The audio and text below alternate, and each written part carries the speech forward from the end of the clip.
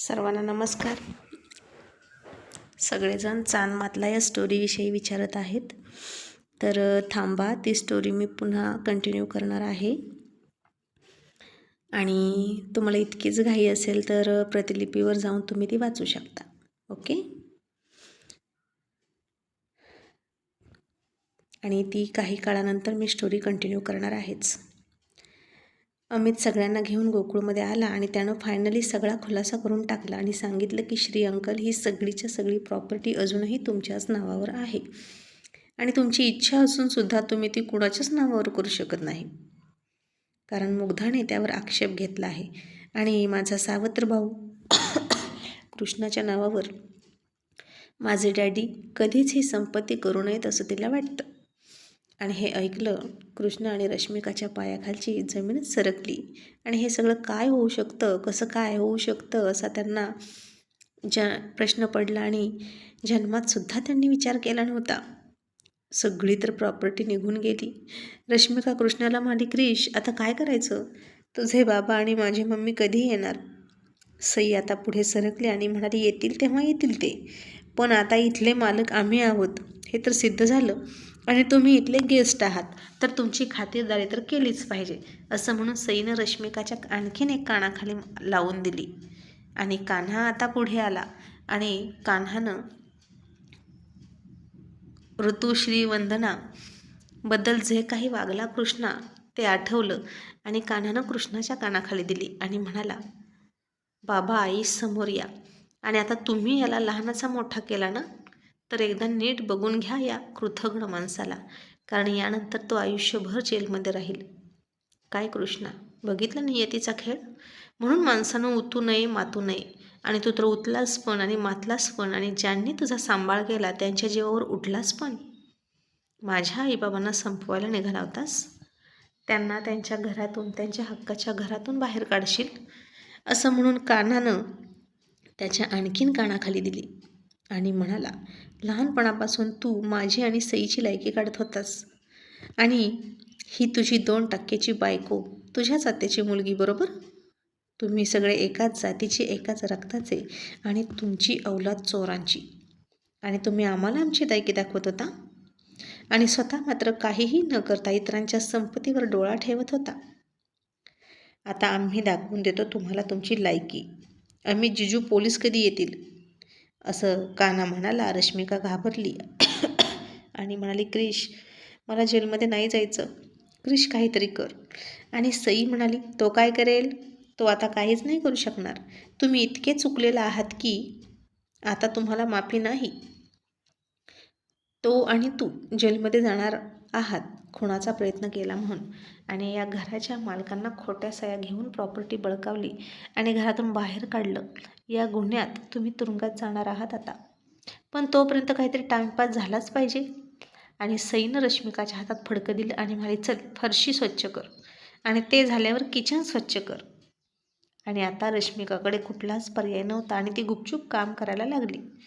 आणि किती तोऱ्यात ती ऋतूला, श्रीला उलट बोलायची इथे येऊन लग्न झाल्यावर की हे सगळं माझं, मी इथली मालकीन, क्रिश इथला मुलगा, आणि आता हे सगळं तिचंच होईल, माझ्याशिवाय पर्यायच नाही.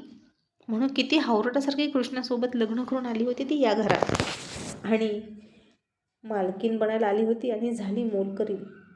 मग इतक्यात वंदना कृष्णाकडे गेली आणि म्हणाली, दुर्दैव माझं जे तू माझ्या पोटाला आलास. तुला साप म्हणू की नाग म्हणू, शेवटी तू तुझ्या बाबावर गेलासच. तुला इतके चांगले आईवडील सांभाळणारे मिळाले, दानशूर मोठ्या मनाचे, इतकं चांगलं घर, इतका चांगला संगत, संस्कार सगळं मिळालं, पण तू शेवटी खायची ती माती खाल्ली आणि तुझ्या बापाच्या वळणावर गेलास. आणि तुला लाज वाटते का. मी तुझी आई आहे याची, पण अरे खरं तर मला लाज वाटते.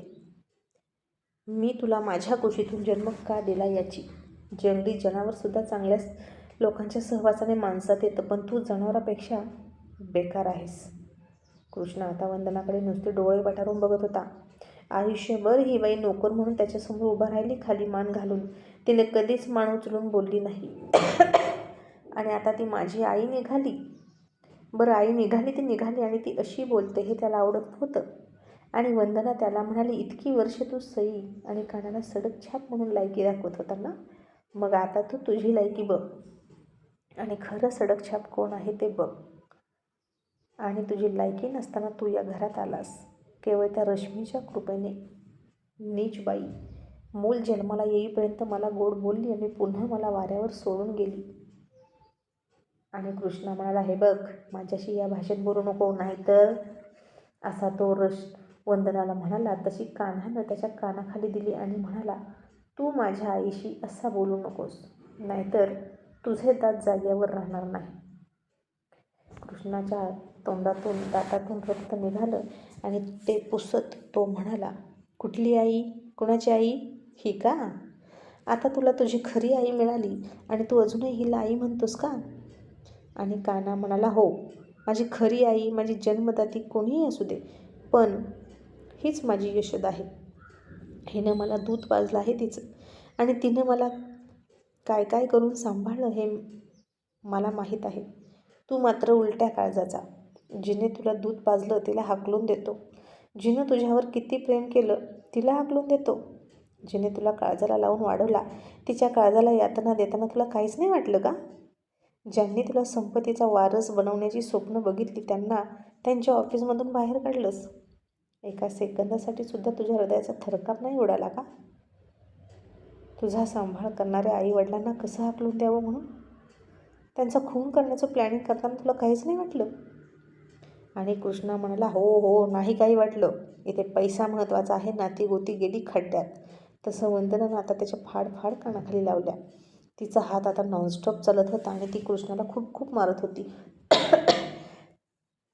तिचा डोक्यावरचा पदर सुटला, खांद्यावर आला, तरीही ती बेभान होऊन कृष्णाला मारतच होती. लहानपणापासून ती त्याचा आगाऊपणा सहन करत होती आणि तिला प्रत्येक वेळी जेव्हा जेव्हा कृष्णा कान्हाचा अपमान करायचा ना, तेव्हा तेव्हा असाच फटकावा वाटायचा. तेव्हा शक्य नव्हतं, तो मालक होता आणि वंदना नोकर, पण आता वंदना त्याला खूप मारत होती आणि कृष्णा काहीच करू शकत नव्हता, नुसता बघत होता. कारण कान्हा वंदनाच्या शेजारीच उभा होता. मग सई हाताची घडी घालून रश्मिकाकडून सगळी कामं करून घेत होती. तिची हालत फारच वाईट झाली होती आणि कान्हा मारून मारून कृष्णाची हालत वाईट करून टाकली. आता ऋतूसुद्धा पुढं आली. श्रीसुद्धा पुढे आला आणि कृष्णाला म्हणाले, तुझ्याकडून ही अपेक्षा होतीच, कारण तू मुलगाच त्याचा आहे ज्याच्या रक्तात बगावत आहे, विश्वासघातकीपणा आहे. देव करो आणि आम्ही हा 25 वर्षाचा काळ विसरून जाऊ. आणि तुला आमचा मुलगा म्हणताना खूप खूप त्रास होत होता, खूप यातना व्हायच्या मला तर. आणि आता कसं खूप छान वाटतं. विश्वासच बसत नव्हता तुझ्यासारखा मुलगा माझा असू शकतो. बघ माझ्या रक्ताकडे, नीट बघ. हा आहे माझा अभिमान, माझा गर्व, माझा स्वाभिमान. आणि मुलगा असावा तर असा, 4 चौघात बापाची मान उंच करणारा, ना की बापाला मान खाली घालायला लावणारा. आता तू तुरुंगात जाशील आणि तुझं काय होईल याचं मला जराही वाईट वाटत नाही. तू इथून जातोस याचं समाधान आहे.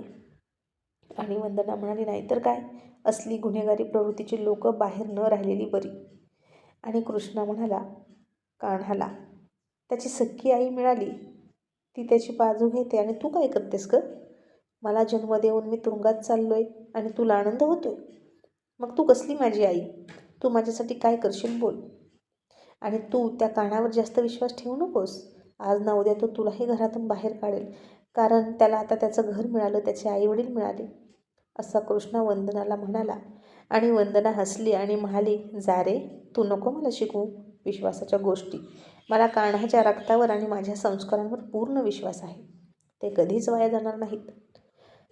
आता रश्मिका सारखे गेटकडे बघत होती.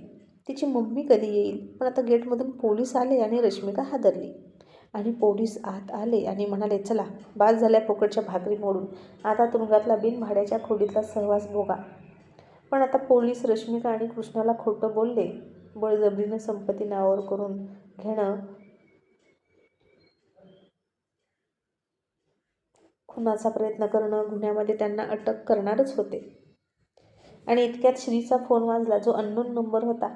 श्रीनं फोन घेतला आणि समोरून आवाज ऐकला आणि त्याच्या पायाखालची जमीन सरकली आणि तो सोफ्यात बसला. कान्हा, अमित त्याच्या जवळ गेले. कान्हा म्हणाला, काय झालं बाबा? अमितसुद्धा म्हणाला, अंकल काय झालं? अंकल बोला, कोणाचा फोन आहे? श्री काहीच बोलत नव्हता आणि अमितने फोन उचलला, कानाला लावला आणि समोरून रश्मी म्हणाली, हॅलो हॅलो श्री, तू ऐकतोस ना? आणि अमित म्हणाला, कोण बोलतोय? मी अमित बोलतोय. आणि रश्मी हसून म्हणाले, अरे जावई बापू, तुम्ही आहात होय. नमस्ते, मी तुमची सासू, मुग्धाची आई आणि आता तुमच्या होणाऱ्या बाळाची आजी. आणि घाबरू नका बरं का, तुमची बायको, तुमचं मूल माझ्याकडे सुखरूप आहे.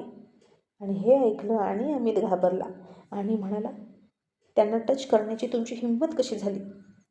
तुम्ही माझ्या घरी गेला होता का? आणि रश्मी म्हणाली, जावई बापू, आता हे सगळे प्रश्न सोडा. फक्त इतकंच लक्षात घ्या की सध्या माझ्या ताब्यात 2 जीव आहेत आणि ज्याच्यामध्ये तुमचा जीव राहतो. आणि खूपच हुशार आहात म्हणे तुम्ही. काय ती खटपट केली, कसले ते कायदे नाचवले आणि श्रीची संपत्ती आमच्या नावे होण्यापासून वाचवली ना तुम्ही. आता सासऱ्याची संपत्ती वाचवण्यासाठी तुम्हाला किती किती कष्ट पडले असतील. मग हरकत नाही. मग आता सासूची जरा हेल्प करा आणि तुम्ही तुमची संपत्ती आम्हाला द्या. मग तुम्हाला हे 2 जीव मिळतील. नाहीतर मी काय करेन माहीत आहे ना? वेळ, पत्ता, रक्कम थोड्या वेळानं सांगेल. आणि हो, तोपर्यंत रश्मिका आणि कृष्णाविरोधात केलेल्या सगळ्या तक्रारी परत घ्यायच्या. त्यांना पोलिसांनी घेऊन जाता कामा नये. त्यांना सोडून द्या. बाय जावई बापू. जेव्हा रश्मिका आणि कृष्णा आमच्याकडे येतील तेव्हा तुम्हाला पत्ता सांगेल. असं म्हणून तिनं फोन ठेवला आणि अमित इकडे हॅलो हॅलो करायला लागला. फोन बंद झाला आणि ओ शिट म्हणून अमितने राग व्यक्त केला. सगळेच आता घाबरले. कान्हा म्हणाला, काय झालं जिजू, कोण होतं फोनवर? अमित म्हणाला, रश्मी, तिनं मुग्धाला किडनॅप केलं आणि आता तिच्या डिमांड आहेत. कृष्ण आणि रश्मिकाला पोलिसांना देऊ नका असं म्हणते ती. तसं ऋतूला खूप मोठा धक्का बसला आणि म्हणाली, नाही, मुग्धा गरोदर आहे. श्री, अमित, तिला काही होता कामा नये. तिला हा धक्का सहन नाही होणार. देवा परमेश्वरा, माझ्या मुलीच्या नशिबात काय आहे? तिची सख्खी आई तिच्या जीवावर का उठते सारखी सारखी? कान्हा म्हणाला, आई घाबरू नकोस, ताईला काहीही होणार नाही. आणि कृष्णा रश्मिका मात्र हसले आणि रश्मिकानं ते फडकं दिलं फेकून आणि तोऱ्यातच हात झटकत उभा राहिले आणि म्हणाली, क्रिश, चल, आता आपलं कोणीच काही वाकडं करू शकत नाही. माझी मम्मी फार हुशार आहे.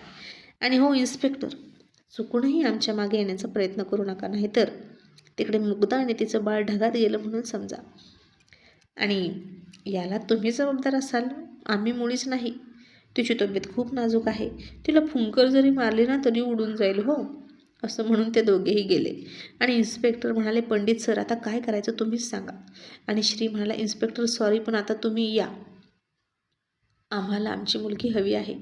रश्मीच्या सगळ्या मागण्या मान्य कराव्या लागतील बहुतेक, त्याशिवाय पर्याय नाही. आणि इकडे आता शेखर म्हणाला, ताई, यू आर जिनियस. आणि बरं झालं तू त्या हॉलमध्ये गोकुळ बंगल्याच्या व्हॉईस कॅमेरा लपवलास आणि आपल्याला तिथं जाण्याआधीच सगळं कळलं की तिथं काय काय घडलं. नाहीतर आता आपण आपोआप तिथे जाऊन त्यांच्या जाळ्यात सापडलो असतो. आणि शेखर आणि ताई, तुला आठवतं लहानपणी मुग्धाला अशीच किडनॅप केली होती तुझ्या सांगण्यावरून? आणि रश्मी म्हणाली, हो आठवलं. तिच्यात माझा एकही गुण नाही म्हणून मला ती आवडत नाही.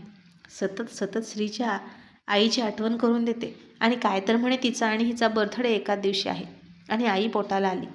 त्याची म्हातारी आई माझ्या पोटाला कशाला? पण असू दे, मुग्धा आपल्या फार कामाची आहे. मुग्धा आता शुद्धीवर आली आणि इतक्या वर्षातून रश्मीला बघून मुग्धाला शॉक बसला आणि म्हणाली, तू इथे? आणि मला इथे कोणी आणलं? तुम्ही आणलंत का?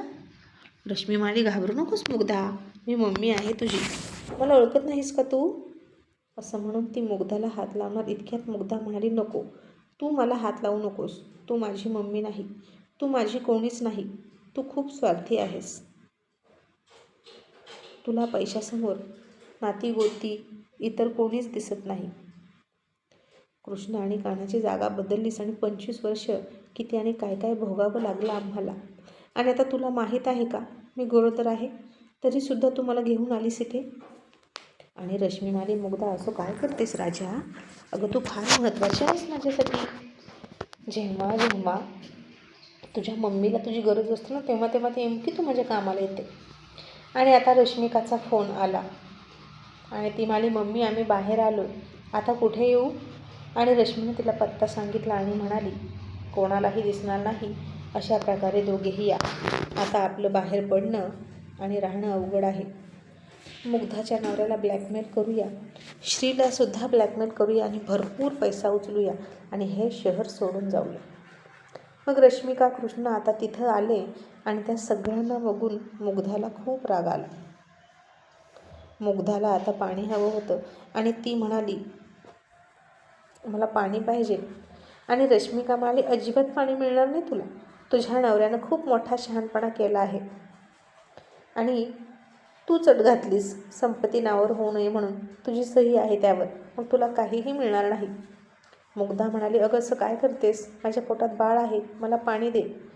तूही एक मुलगी आहेस आणि तरी अशी वागतेस का? आणि रश्मीपेक्षा थोडी जास्तच उलट्या काळजाची रश्मिका म्हणाली, असू दे, मी असू दे मुलगी, पण तुझ्याशी मी असंच वागणार. आणि तिनं मुग्धाला पाणी दिलंच नाही.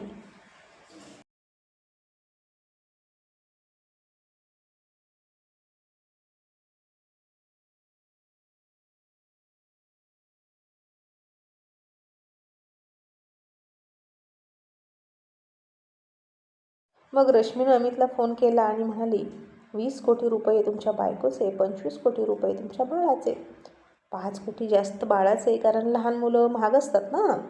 मुलं म्हणजे देवाघरची फुलं आणि हे फूल उमलण्याआधीच सुकून जाऊ नये असं वाटत असेल तर पटकन पैसे आण. आणि तिनं पत्ता सांगितला आणि म्हणाली, तिथं ये. खबरदार जर कोणाला घेऊन आलास तर. पोलीस वगैरे कोणीच नको, फक्त तू ये. आणि आलास तर शेवटचं स्त्रीला भेटण्यासाठी मला घेऊन ये. आणि फोन ठेवला. आणि अमितने आता लगेच पैशांची तजवीज केली. रक्कम मोठी होती. श्रीने सुद्धा पैसे जमवले आणि दुसऱ्या दिवशी अमित पैसे घेऊन निघाला. त्याला कान्हा म्हणाला, जीजू मी सुद्धा येणार, तुम्ही एकटे नाही जायचं.